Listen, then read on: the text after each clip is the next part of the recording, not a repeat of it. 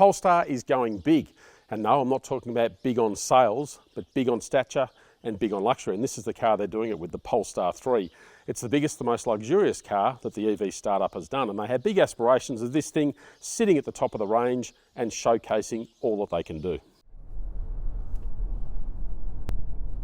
So the Polestar 3 is a large SUV. Think about things like a Porsche Cayenne, BMW X5, or even the iX, the all-electric version, Mercedes-Benz EQE, those sorts of vehicles. The one thing this car doesn't have, which a lot of large SUVs have, is a third row of seats. So it is exclusively a 5-seater. For some people that will be a game changer. Obviously they can't necessarily use it as the larger family car. But if you're looking for luxury, it nails it. Those back seats, oodles of space. So you've got lots of legroom, for example, plenty of space generally. And up front, also a really spacious car.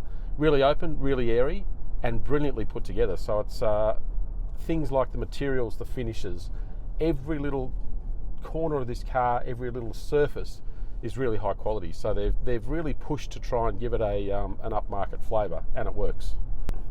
It also comes loaded with equipment. Panoramic sunroof, for example, heated and ventilated front seats, a Bowers & Wilkins sound system, and it really is a top-notch sound system. So again, every little piece of the car has been stepped up, and it's really high quality. None of which comes cheap, and that's the thing with the Polestar 3 is it's a large car, it's a luxury car, and it's priced just like a large luxury car. So the starting price in Australia, $132,900. Once you then start ticking option boxes, the performance pack, for example, which I've also driven today, you can get well up to $160,000, $170,000 by the time you're driving it away. But it does come with some pretty cool hardware. So at the moment, all the Polestar 3s are dual motor, so all-wheel drive.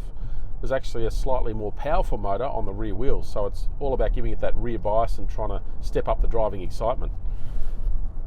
And there's no shortage of thrust. You're looking at 360 kilowatts of power. You step up to the performance model, 380 kilowatts.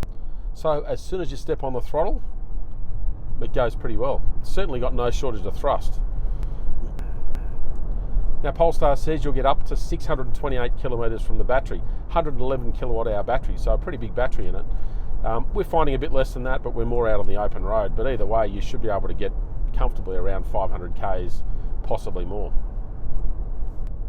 The Polestar 3 also has a pretty wide footprint. You've got a reasonable wheelbase and also pretty wide, so it's pretty broad on the road. But and that sort of sets it up from a dynamic perspective to try and be, I guess, a little bit sportier in the driving sense. And it rides on an air suspension system as well, so adjustable height air suspension. And straight away when you get in it, you can feel that the ride is actually fairly supple. For a car like this, it is really, really well tailored to the vehicle. It's quite comfortable, quite easy to live with. But at the same time, you can step it up, you can firm up the suspension, give it a little bit more agility in the corners. And it actually feels really nice in the bends. Despite being a large car, you can pitch it in and it sort of steers quite nicely and settles, almost shrinks around you a little bit, doesn't feel quite as large as it looks. So it is a fun car to drive. The challenge for this car will be cutting out a little slice of that large SUV segment, the large luxury SUV segment, which has a fair few players in it, but not a whole lot of sales. So don't expect to see a whole bunch of these cars on the road, but the people who get them, they're going to get something that's got a bit of personality, a bit different, lots of tech, a little bit of Tesla thinking in some of that tech, but certainly something a bit different.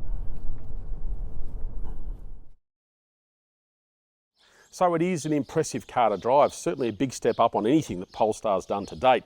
Not quite as sporty as a Porsche, but certainly towards the more athletic in that luxury car market. It's also loaded with tech, so plenty of appeal there. The biggest challenge this car's going to have, no 7 seats, and in an SUV, a large SUV like that, that might be a bit of an issue for some. And also the price, it's not cheap, but hey, it's all about a flagship, it ticks that box, nails it in terms of luxury.